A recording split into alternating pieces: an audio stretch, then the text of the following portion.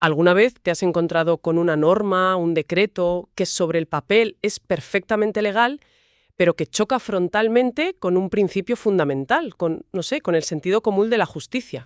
Uf, constantemente. Es una situación frustrante. Y muy común, como vamos a ver. Es el dilema clásico, sí.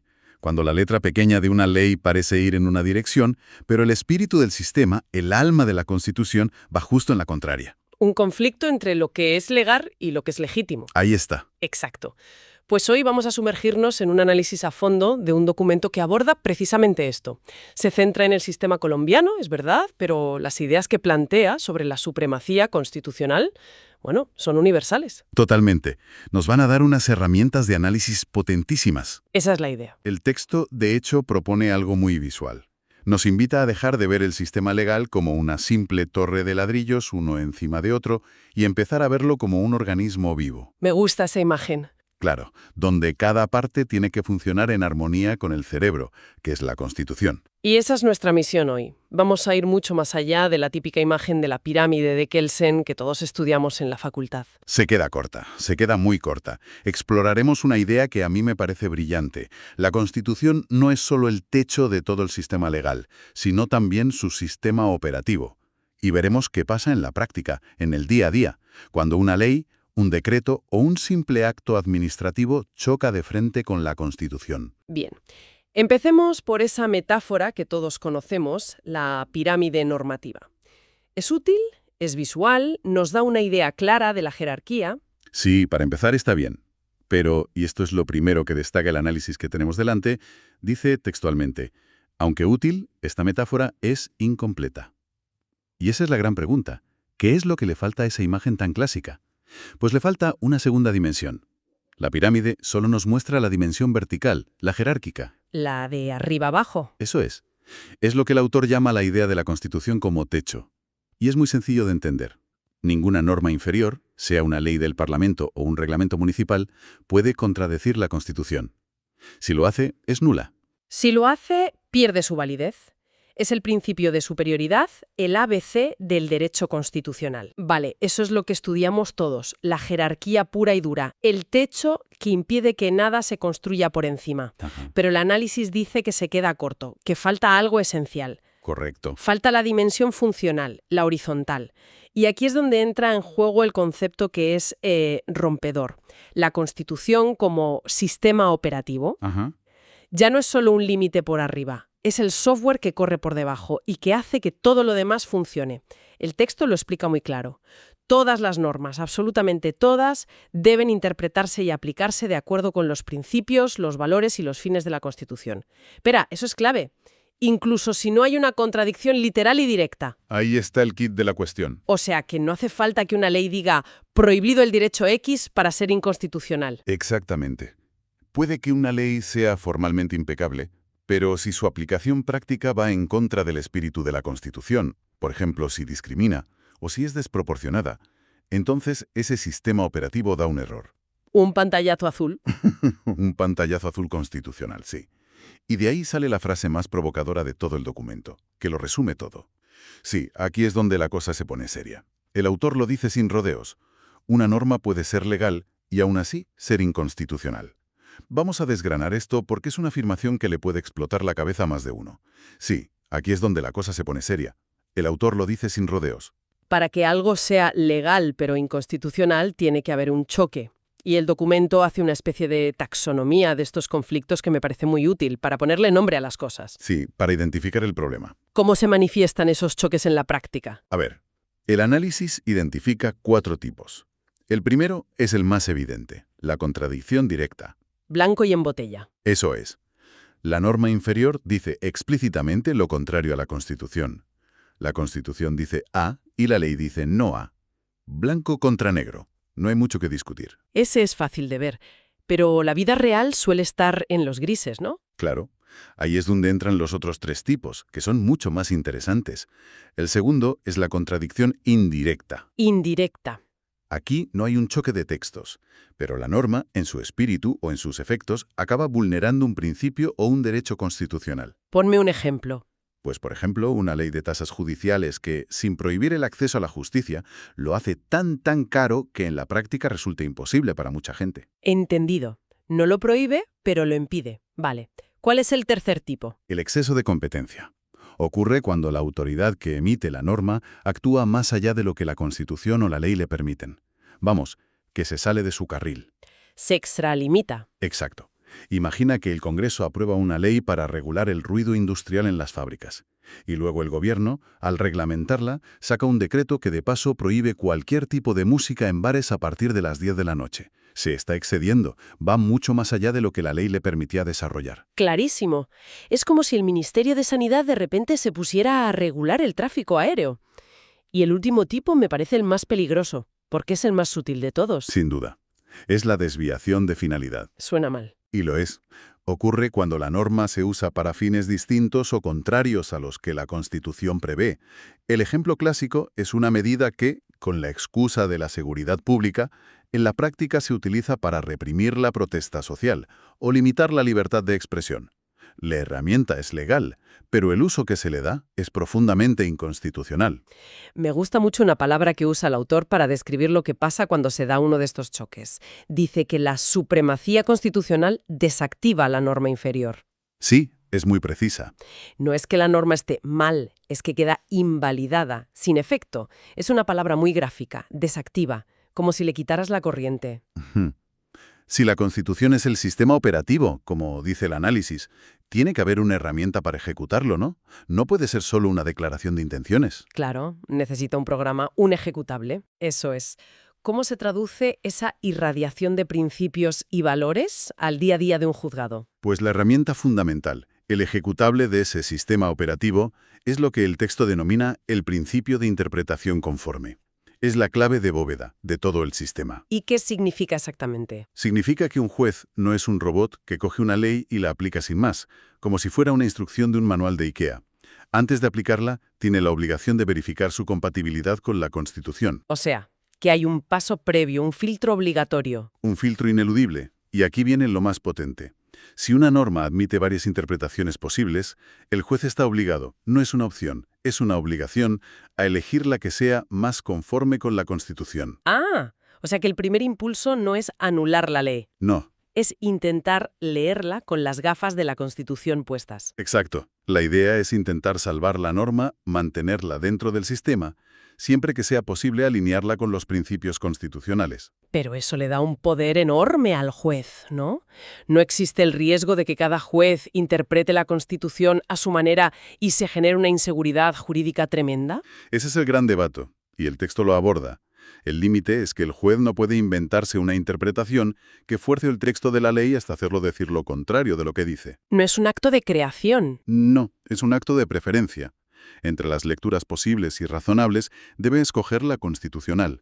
De hecho, el autor subraya que una norma solo se expulsa del ordenamiento, lo que en Colombia llaman declararla inexequible, si ninguna interpretación constitucionalmente válida es posible. Vale. Es un mecanismo para respetar el trabajo del legislador, pero dejando claro que la Constitución siempre tiene la última palabra sobre el significado de la ley. Vale, la teoría está clara. La interpretación conforme es la herramienta para mantener las leyes dentro del sistema. Pero, ¿qué pasa cuando el choque es inevitable? Cuando no hay interpretación que salve la norma. El documento analiza escenarios muy concretos. Vamos a la práctica. Empecemos por el más alto. Una ley aprobada por el Parlamento que se da de bruces con la Constitución. A ver, el análisis detalla 3 escenarios posibles. El primero es cuando la ley es claramente inconstitucional, por contradicción directa o indirecta. El caso obvio. Sí. En ese caso se activa el control de constitucionalidad. En España lo ejerce el Tribunal Constitucional, en Colombia la Corte Constitucional. El resultado puede ser que la ley sea declarada inconstitucional y es expulsada del ordenamiento jurídico. Desaparece. Vale, ese es el caos técnico. El segundo escenario. Es cuando la ley es ambigua o tiene una doble lectura. Una interpretación parece constitucional, pero otra no. Justo aquí es donde entra en juego la interpretación conforme que acabamos de ver. Ah, la herramienta para salvarla, exacto. El tribunal no anula la ley, sino que dicta una sentencia interpretativa, diciendo algo como: esta ley es válida, pero solo si se entiende de esta manera. Fija la única lectura posible. Entendido. Y queda un tercer caso, que es muy interesante. La ley en sí misma es perfecta, pero su aplicación en una situación particular es la que resulta inconstitucional. Precisamente. Ahí el problema no es la norma general, sino el acto de aplicación. Por ejemplo, una ley que permite expropiaciones por causa de utilidad pública es válida, pero si se aplica para expropiar un terreno con el único fin de fastidiar a un adversario político, la aplicación es inconstitucional. Claro, ahí no atacas la ley. No, atacas el acto concreto, a través de recursos como el de amparo para proteger derechos fundamentales. Perfecto. Bajemos un escalón en la pirámide.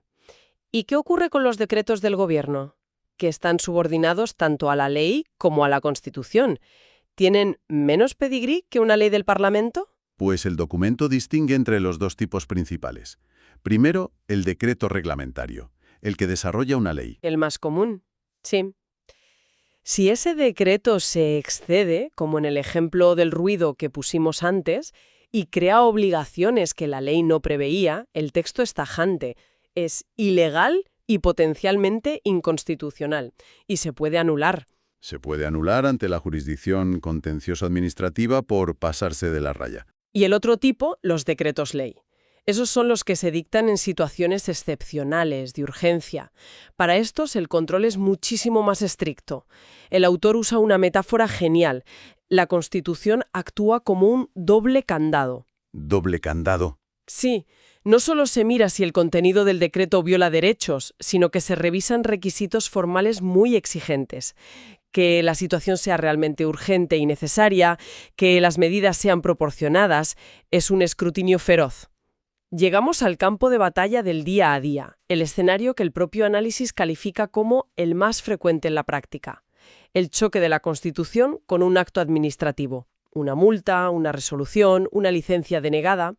Aquí es donde aparece la figura clave para la defensa diaria de la Constitución.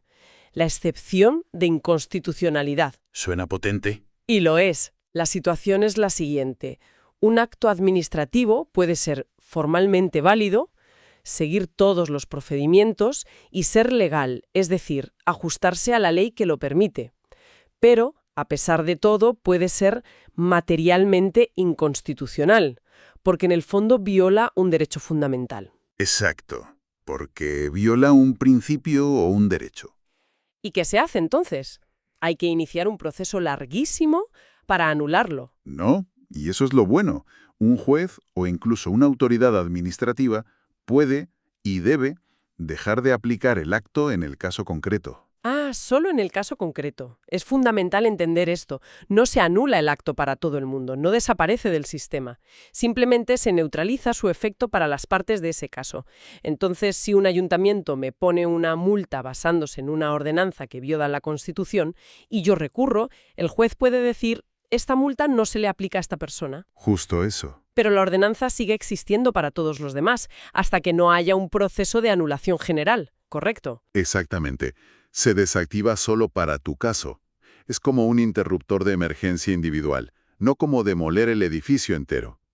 Por eso el análisis lo califica como la herramienta rápida cuando el daño es inmediato.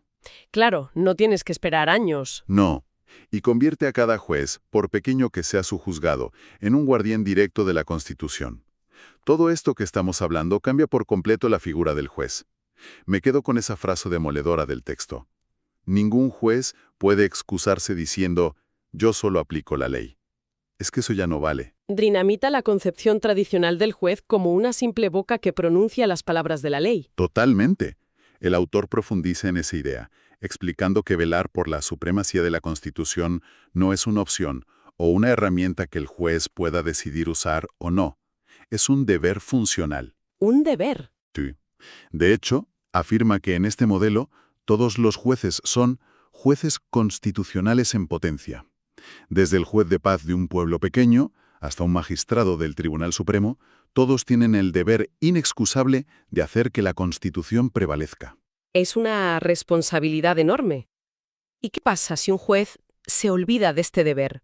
si mira para otro lado y aplica una norma que es claramente inconstitucional, ¿hay consecuencias? Sí, y son muy serias. El análisis es muy claro al respecto.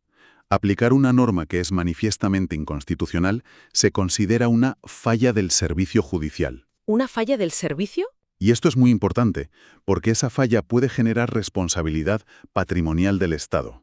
Es decir, el Estado podría tener que indemnizar a una persona por los daños causados por un juez que aplicó una norma inconstitucional debiendo haberla inaplicado. Vamos, que no es un brindis al sol. Para nada, es un deber con consecuencias reales y económicas. Entonces, si tuviéramos que quedarnos con la esencia de este análisis, la idea central para mí es esa. La Constitución no es solo un documento solemne guardado en una vitrina, ese techo lejano y abstracto. No. Es el sistema operativo que se ejecuta cada día, en cada juzgado, y que hace que todo lo demás funcione de forma coherente. Esa es la síntesis perfecta. De hecho, el propio autor nos ofrece un resumen estratégico final que lo condensa en 3 puntos. A ver, la Constitución es, primero, un techo normativo, porque ninguna norma la supera. Segundo, un sistema operativo porque todas las normas deben interpretarse y funcionar conforme a sus principios, ¿vale? Y tercero, cuando hay un choque, la conclusión es clara. La norma inferior cede, el juez actúa y el derecho fundamental se protege. Es un cambio de mentalidad radical para cualquiera que trabaje con la ley. El análisis nos deja con una idea final muy potente que lo cambia todo. Nos dice que quien entiende esto ya no se limita a preguntar qué dice la ley.